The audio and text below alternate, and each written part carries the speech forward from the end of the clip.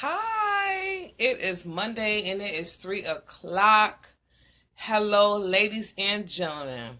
Today is going to be a great show, and I'm going to be giving you guys some things that you might want to write down. So, if you want, take a minute and grab a pen and paper.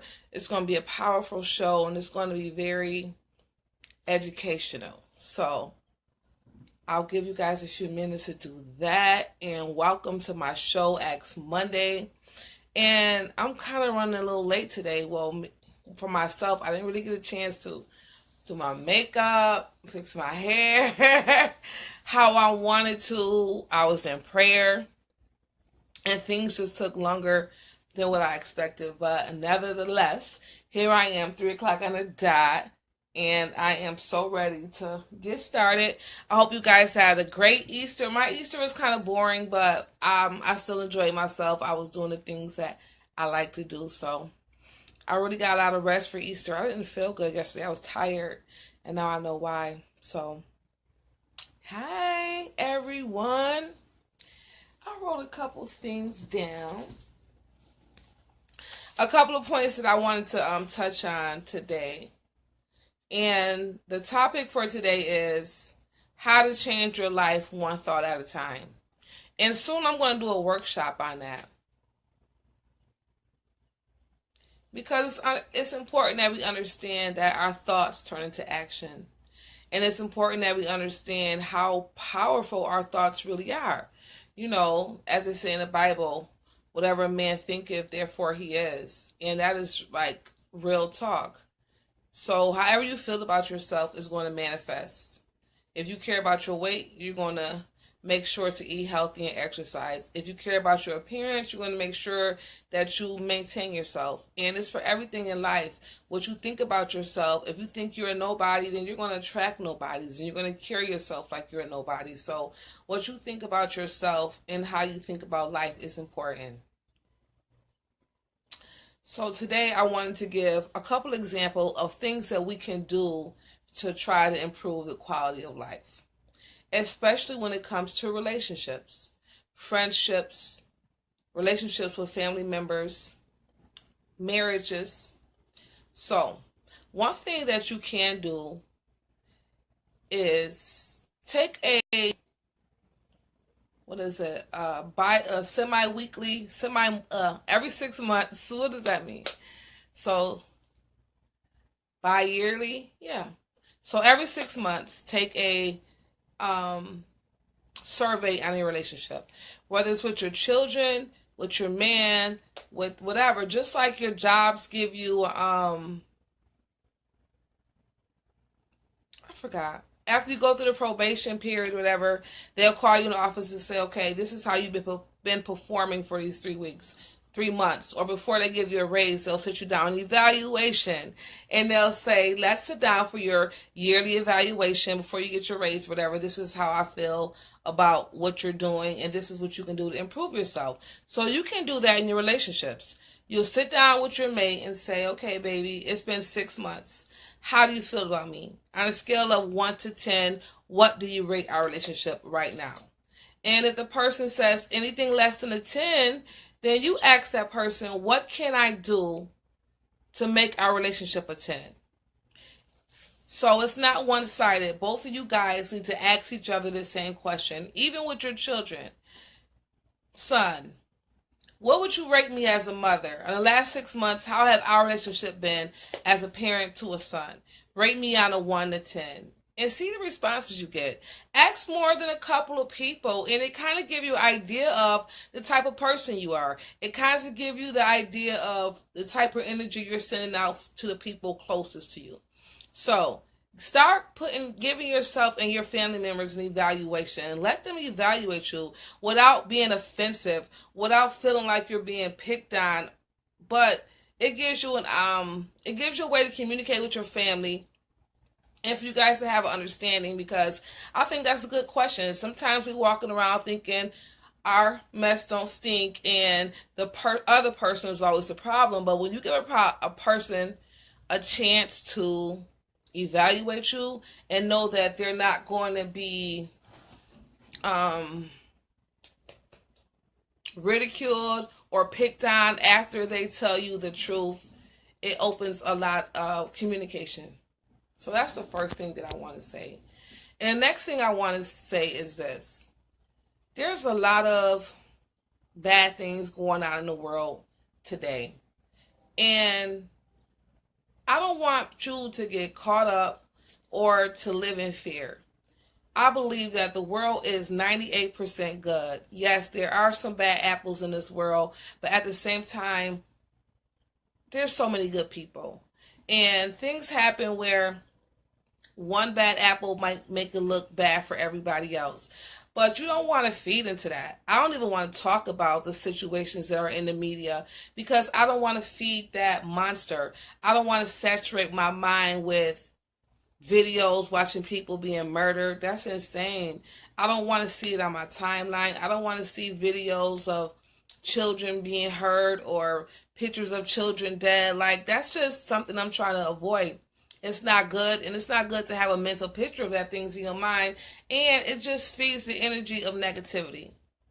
So instead of spreading bad news, try to spread good news, spread love, spread encouragement, spread a good word, because everybody needs that. People are hurting, they're sad, they are afraid, they don't know what's going on. The best thing you can do is turn off your TV and open the Bible. Open the Bible, because the media will have you depressed, will have you sad, will have you afraid. You don't know if you can even sleep sound at night. But we have to put all our trust in God, and we have to believe that His word will stand true. Every day is not going to be sunshine, but we have to be able to deal with the rainy days. Yes, in some instances, I'll shed tears for people I don't know, just based on their situation. But at the same time, I don't allow that to suck me in. I don't have to watch every news reporter that comes out. I don't have to know every detail about a case that I can't help, that I can't, do anything to help. I don't have to infatuate myself with crime and with other people's pain. All you can really do is say a prayer for them and keep it moving. Don't get caught up in that. Just try to elevate your own mind. Find ways to cope when things happen like this, or find ways to help the people that are left behind to pick up the pieces. For people who end up murdered, or people who end up in bad situations, but don't share the negativity through social media. Don't feed that spirit, because it's dangerous and it's wicked. And no one wants to be wicked, right? Okay. So I have another exercise for you guys, and I've just done this recently. Get a pen and paper and write down 101 things, 101 goals you want to accomplish in the next 10 years. It can be something as simple as a new hairdo to something as big as travel the world or even travel to space. You have 10 years, so it should be easy to come up with 101 things that you want to accomplish within those 10 years. And it just helps you. And even on my list, I was able to at least scratch off 3 of those things in the last couple of weeks.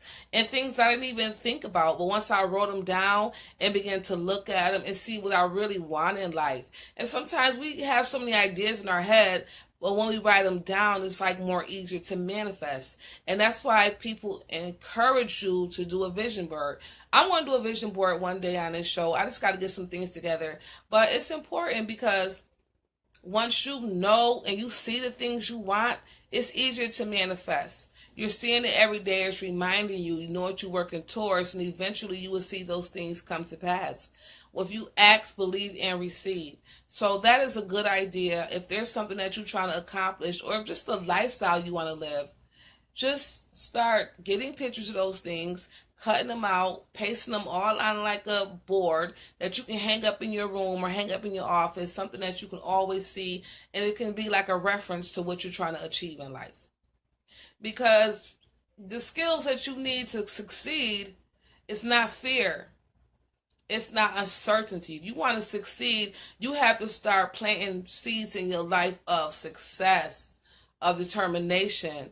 You know what I'm saying? You don't want to get so caught up in the emotions, because Your emotions can leave you down. Your emotions can leave you unsure about the future. Your emotions can lead you down the wrong path. We have to think with our minds and realize that people come and go. And even though we mourn them, we still have to stay focused on our goal. We still have to have tunnel vision.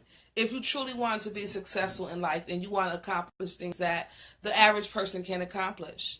Even though when I wrote my book for my son, it killed me. I cried on every page, but at the same time, it strengthened me because I understand that in his death will be a new life for me.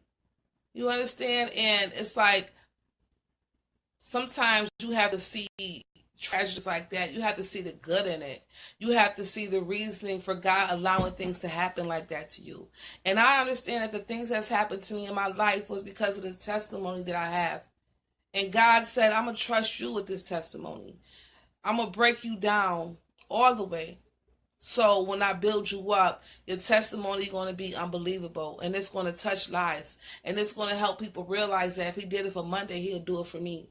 It took me a while to understand what God was doing in my life. It took me a while to accept the fact that I had to go through so many things and had to endure so much pain just so I can not only lean on him, but also have a testimony to encourage others to know him and to love him and to respect him and have faith in him, because without God, who are we?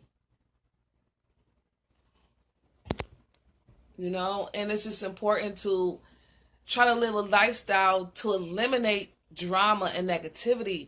It's not hard to live a decent life. Maybe not a perfect life, but you can, some things going to happen outside of your control. But the things that you can control, try to control it. Try to control your attitude. Try to avoid gossiping. Try to avoid talking down on people all the time. Try to avoid being so judgmental. I might find myself being judgmental at times and I correct myself. Like, no, that's not the way to be. Never be jealous. Just try to, jealousy is like when you see something in a person, you feel like you can do better. If you feel like you can do better than that person, do it. Be the change you want to see, but don't knock somebody else because they took the opportunity to do it. I know there's people that speak better than me and that maybe look better than me, whatever, better than me. But they not on this video. They not on here every Monday giving a word. They can do it, but they choose not to. So there's no need to be jealous. You find out what you're good at and what your passion is, and you do it. You do it in your own way. That's the beauty of being an individual, our uniqueness. God gave us all the uniqueness. It don't matter how many people doing the thing that you like to do. You put your own individual spin on it, your own individual touch, and you'll see how it'll blossom. Always be yourself.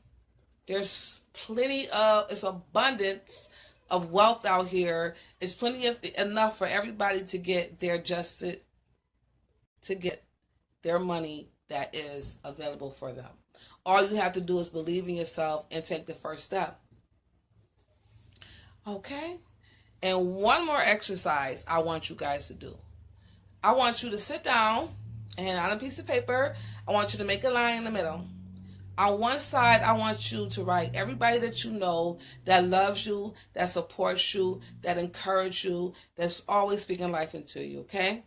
And on the opposite side, I want you to write down the people who are always putting you down, who never have anything encouraging to say, that are like a dark cloud over you. Somebody who's always taking and never giving, and somebody who doesn't respect the relationship as much as you do. And then sit back and really take a look at your list. The people on the left side, of course, we're going to keep them. But people on the right side, some of them got to go. You don't need constant negativity in your ear. You don't need people in your life that don't believe in you, that don't support you, that don't push you. Because it's already hard enough, especially when you're an entrepreneur, or especially when you're trying to change your life for the better.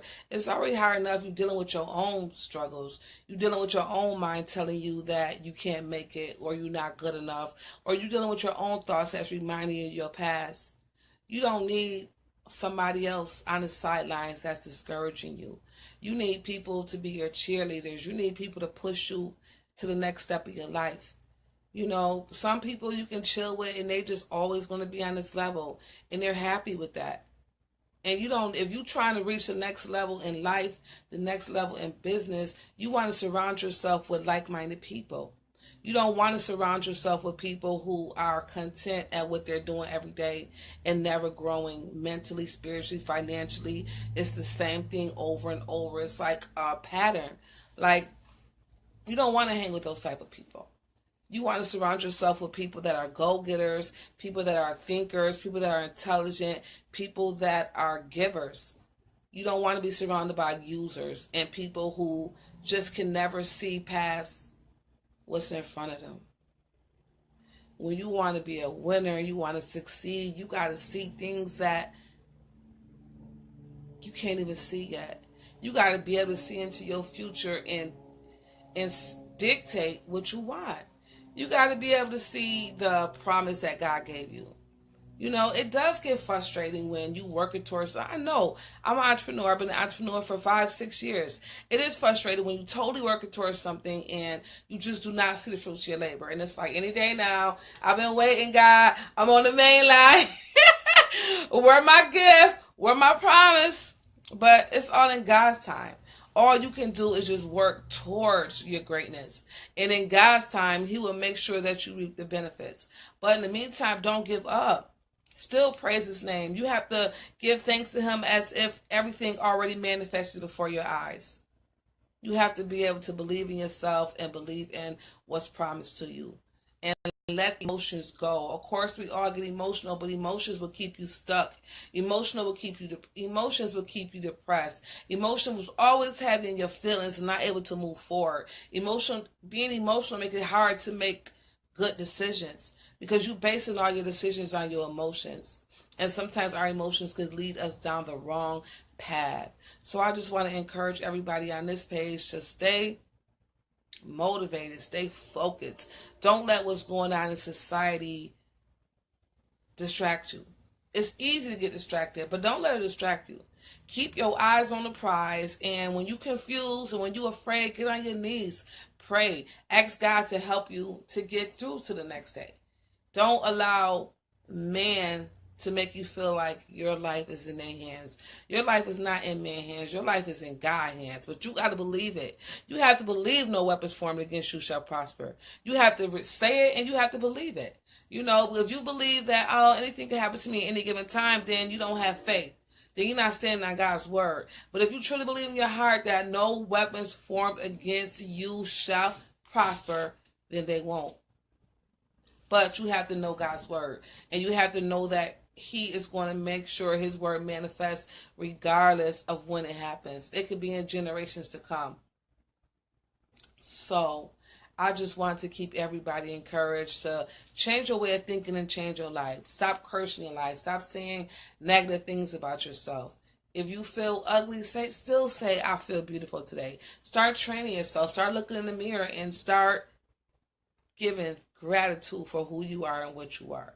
If you don't like your body, change it. It might not happen overnight, but it can happen over time. I just want to discourage negative thinking. Because if you think it, then you're going to become it. If you think you fat and lazy, then you're going to do things that fat and lazy people do. If you think you're ugly, then you're going to have a low self-esteem. I don't care what your situation is, how you look, how your pockets look, how you living. Keep pushing for better. Don't let your situation determine your future. Just because it's happening right now in the present does not mean that it's forever. And that's the beauty of faith, you know. It's just believing that there's something greater for you, that God has something bigger in store for you. Don't give up and don't sit in pity and don't just go along with what everybody else is doing. You know, that's another thing. Separate yourself. If you truly want to be great, be great. Separate yourself from mediocre people.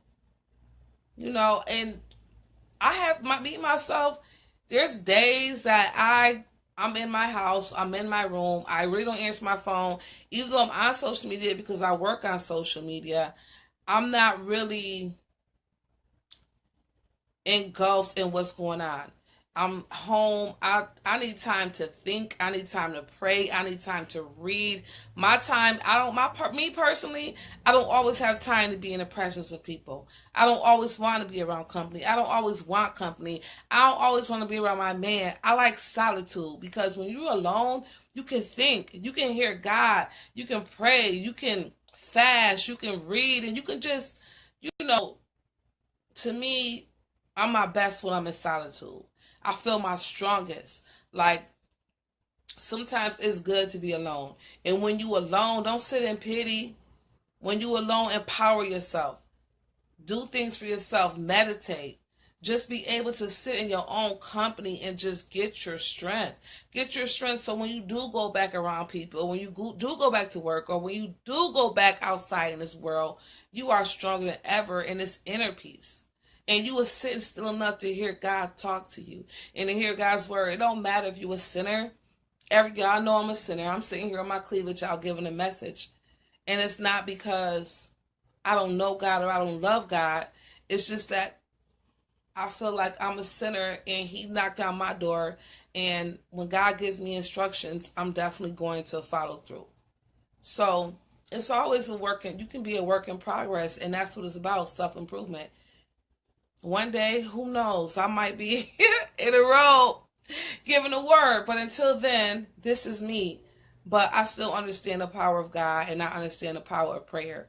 So I'm going to continue to share a good message to the people because that's what we need. We all need encouragement and we need to understand life is not over when bad things happen. And do not let society fool you into believing the world is a bad place because the world is a beautiful place. And God created it and you just can't deny the beauty, especially with the weather changing. You look outside and you see the flowers start to bloom. You see the trees start to bloom in the sunlight and how God does everything in perfect timing. And we just have to rest assured that our spring is coming. The seasons change. Winter don't last forever. And just be able to come out of darkness, come into the light, change your way of thinking, and change your life.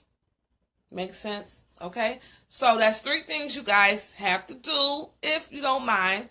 One thing is use a 6-month evaluation on your relationships. Today will be a good day. Baby, let's do an exercise. Let's play a game. Okay, the game is on a scale of 1 to 10, how am I as a wife, a girlfriend, whatever.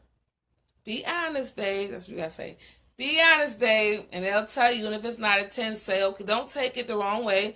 Don't just say, what can I do to make it a 10? And they'll tell you and say, well, you know what? I got 6 months to work on that. And we'll come back to this in 6 months. Instead of getting offended, be inspired. You know what I'm saying? Take those things and work towards making your relationship better. All that's going to do is bring y'all closer. Just imagine you and your mate working hard for 6 months to try to please each other. All it's going to do is make y'all closer. So I think that is a great exercise to do. I'm actually doing that exercise myself. So yes, I think that's a great exercise for family, friends, lovers. Okay, that's one. The next thing I want you to do is to get a pen and piece of paper and write 101 things you want to do within the next 10 years. 101 goals you want to accomplish. The biggest to the smallest. I don't care. Don't even think about how much it's going to cost. Just write it down. Just write as if you had all the money in the world to do everything on this list. Write it down. The next thing you can work on is doing your vision board. Get you some old magazines. You can print things offline. Get a cardboard. They don't like $1 from the dollar store. Get to cutting, gluing. Just create what you want in your life. And you have to hang it up. Next Monday, I'm going to do it live. So I'm going to tell everybody, get y'all some material. And we're going to hook it up because I need one for myself as well. And last but not least, get that list and separate the people that support you and love you and respect you from the people who put you down, always have something negative to say, don't believe in you, don't push you. Get that list ready. Okay? I'm not going to hold you guys. I'm going to get myself together a little bit more. But I just want to tell you guys this. I gave you a lot of background about me over the last couple of weeks. And the next weeks to come is going to be teaching lessons.